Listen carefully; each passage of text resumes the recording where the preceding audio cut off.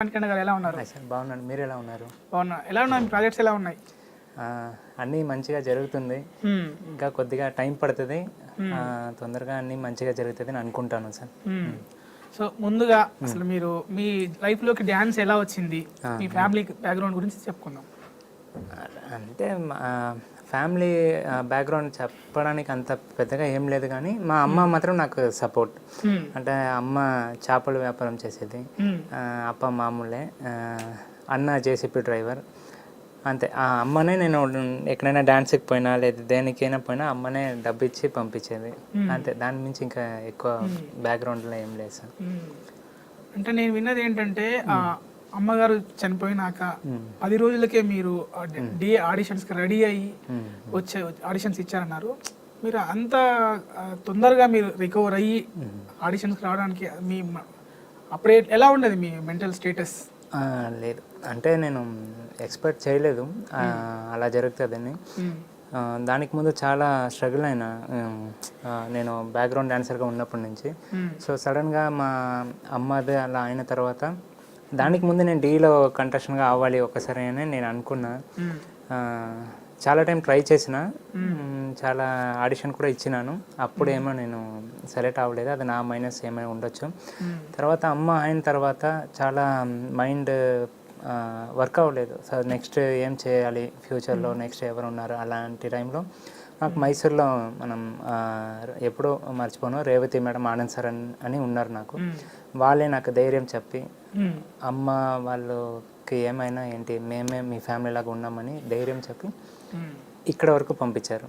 So ఇక్కడ వచ్చిన తర్వాత 10 రోజులు ఆ టైంలోనే నాకు జిత్తు మాస్టర్ పరిచయం అయ్యారు. జిత్తు మాస్టర్ ఒక సొంత అన్నలాగా నన్ను చూసుకొని ఆ డీకి నేను ఎలా ఉంటే నేను సెలెక్ట్ అవుతాను, నాకు ఎలా ధైర్యం చెప్తే నాకు ఇన్కమ్ చేయడానికి ఒక ఇష్టం అవుతుందని నాకు ఫుల్ సపోర్ట్ చేసింది ఇక్కడ జిత్తు మాస్టర్. సో మైసూర్లో రేవతి మేడం, ఆనంద్ సార్, వీళ్ళు ముగ్గురు లేదంటే ఇప్పుడు నేను మీ ముందు లేదు. సో మీరు సూసైడ్ వరకు కూడా వెళ్ళాలని తెలిసింది, అది ఎలా జరిగింది? అదే, ఇప్పుడు ఏం తెలియని ఒక ఫ్యామిలీలో మా అన్న అన్నీ చూసుకుంటారు, నేను ఈ డ్యాన్స్ పేరు చెప్పుకొని ఏం పని చేయకుండా అలా ఉన్నాను. సడన్గా అన్న లేదు, అప్ప లేదు, అమ్మ లేదు అన్నప్పుడు మైండ్, నేను వర్క్ చేసిన కొన్ని మాస్టర్ దగ్గర నుంచి కూడా నాకు పని ఇవ్వలేదు నెక్స్ట్. సో ఇటు సైడ్ పని లేదు, ఇటు సైడ్ ఫ్యామిలీ లేదు, ఇంకేం చేయాలి అని మైండ్ వర్క్ అవ్వకుండా సో సూసైడ్ అటెండ్ చేయడానికి పోయినా అప్పుడు ఉన్న మైండ్ స్ట్రెస్లో. సో అది తప్పు అని నాకు చెప్పి నాకు తిద్దింది నాకు మా Revathi madam, Anand sir. So నేను కూడా ఆ టైంలో ఏం చేయాలి నాకు అర్థం కాదు. సో నేను నా తరపు నుంచి కూడా ఇది మీరు క్వశ్చన్ అడిగింది మంచిది. సో ఎవరికైనా ఏమైనా కష్టం ఉంటే అది ఇలా సూసైడ్ చేస్తేనే సరిపోతుందని మాత్రం అనుకోకుండా, ఇప్పుడు ఆ రోజు నేను సూసైడ్ చేసి ఉంటే ఈ రోజు మీ అందరి ముందు నేను ఉండను. సో అలాగే మీరు కూడా ఎన్ని ప్రాబ్లం వచ్చినా ఫేస్ చేయాలి, ఆ ధైర్యం మీ అందరికీ రావాలని నేను అనుకుంటున్నాను. నాలాగా మీరు ఎవరు ఇలాంటి డిసిజన్ తీసుకోకూడదని నేను అనుకుంటాను. అంటే అన్నయ్య చనిపోయారు, వదిన చనిపోయారు, అంటే ఎలా అన్నయ్యకి ఏమైంది? అన్నయ్య యాక్సిడెంట్, అంటే డ్రైవ్ చేస్తున్నప్పుడు వెనకాల నుంచి ఒక లారీ వచ్చి అలా జరిగింది స్పాట్లో. అంటే కొన్ని రోజులకే మళ్ళీ వదిన కూడా చనిపోయారు? లేదు, ఫస్ట్ చనిపోయింది మా వదిన. వదిన వచ్చి ప్రెగ్నెంట్ టైంలో చనిపోయారు. అంటే పాప మార్నింగ్ చనిపోయారు, ఈవినింగ్ వదిన చనిపోయారు. సో అది అయిన తర్వాత ఒక 3 months తర్వాత మా అన్న చనిపోయారు. సో ఇదన్నీ మళ్ళీ నేను అంటే ఎందుకు ఎక్కడ చెప్పలేదంటే చాలా గుర్తుకు వస్తారు నాకు. సో ఇదన్నీ చెప్పడానికి నాకు ఇష్టం లేదు, కానీ ఇదన్నీ తెలియాలి అని నేను ఇప్పుడు చెప్తున్నాను. అంతే, ఇప్పుడు మీరు అంటే ఆ మెంటల్ స్టేటస్ నుంచి కూడా బయటపడి ఇప్పుడు ఈ స్థాయికి వచ్చారు. ఇప్పుడు డి మణికంఠ అంటే డి మీ ఇంటి పేరుగా మారిపోయింది ఇప్పుడు. అవునవును. సో యాక్చువల్గా ఇప్పుడు మీరు చూడడానికి పునీత్ రాజ్ కుమార్ లాగా ఉంటారు, ఎవరైనా అన్నారా ఇలా? అవునవునవును. నేను కర్ణాటకలో బ్యాక్గ్రౌండ్ డాన్సర్గా ఉన్నప్పుడు చాలామంది చెప్తారు సార్, చూడడానికి పునీత్ రాజ్ కుమార్ సార్ లాగా ఉన్నారు అని. నాకు కొద్దిగా ఫుల్ జోష్ వస్తుంది. అంటే పాపం ఆ సార్ లాగా ఉన్నానో లేదో తెలియదు, కానీ ఆ సార్ పేరు చెప్పినప్పుడల్లా నాకు తెలియని ఒక జోష్, ఆ జోష్లో డ్యాన్స్ చేస్తాను. నాకు అలానే అన్నారు. కలిసారా మీరు సార్ అప్పుడు?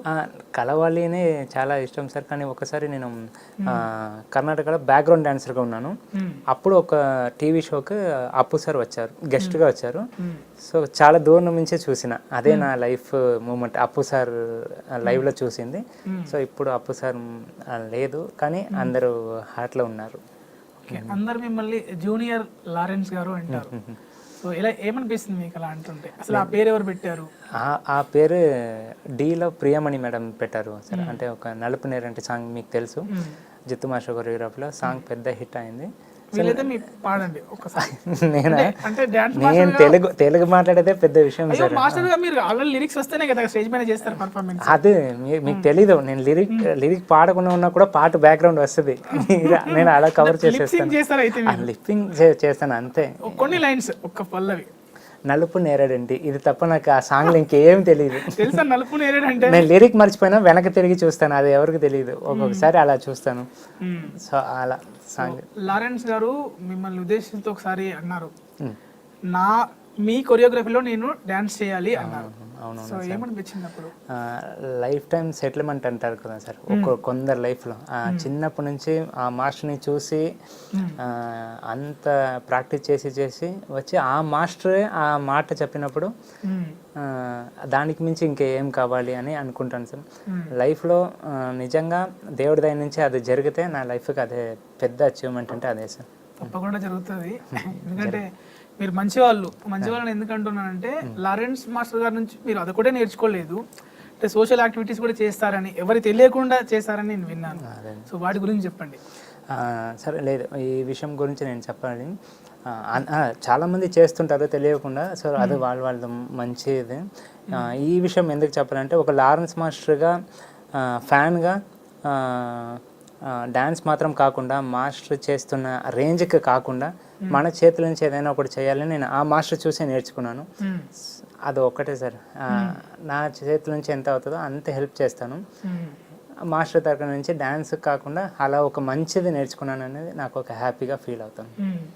సో మీరు డి మణికంఠగా జబర్దస్త్ చేస్తున్నారు, ఏమిటో శ్రీదేవి డ్రామా కంపెనీ చేస్తున్నారు, ఏంటి ఇందులోకి ఎలా వచ్చిన అవకాశం ఎలా వచ్చింది?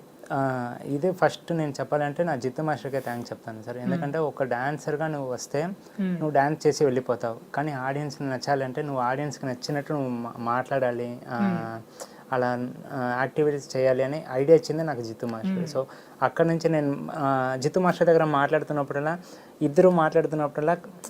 కామెడీగా డైలాగ్స్ వస్తుంది. సో అలా జిత్తు మాస్టర్ దగ్గర నేర్చుకున్నా.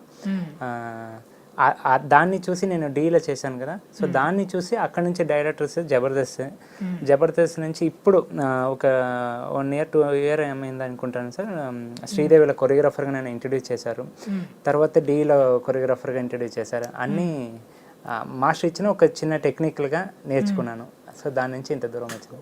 జబర్దస్త్ అనేది కంప్లీట్ కామెడీ షో. అవును. ఇదేమో మీరు చేసేది డాన్స్. సో మరి ఇబ్బంది అనిపించలే? స్క్రిప్ట్ అదంతా రాసుకోవడం కానీ, కామెడీ టైమింగ్ కానీ, డాన్స్ అంటే మీరు ఇంకా చెప్పక్కర్లేదు, టైమింగ్తో చేస్తారు.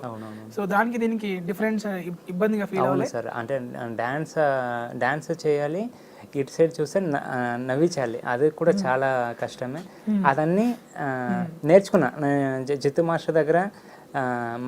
మాస్టర్ కొరియోగ్రఫీ చేసినప్పుడు ఎంత స్ట్రిక్ట్గా ఉంటారో అలానే మాట్లాడుతున్నప్పుడు అంత ఫన్గా ఉంటారు మాస్టర్. సో అలా చూసుకొని నా దగ్గర కూడా కొన్ని డైలాగ్స్ మాట్లాడుతున్నప్పుడు స్పాట్లో వస్తుంది. సో అదన్నీ అలా పెట్టుకుని డైరెక్టర్ సార్ కానీ ఇలా యూజ్ చేయొచ్చు అని ఒక ఐడియా వచ్చింది. సో దాన్ని బట్టి నేను అలాంటిలో సెలెక్ట్ అయినా. స్క్రిప్ట్ వేరే వాళ్ళు రాసిచ్చేదా? స్క్రిప్ట్ మనం జబర్దస్త్లో ఉన్న రైటర్స్ చేస్తారు. దాంట్లో నుంచి ఏదైనా డైలాగ్స్ వస్తే చిన్నగా యాడ్ చేయాలి, అంతే సార్. సో మీకు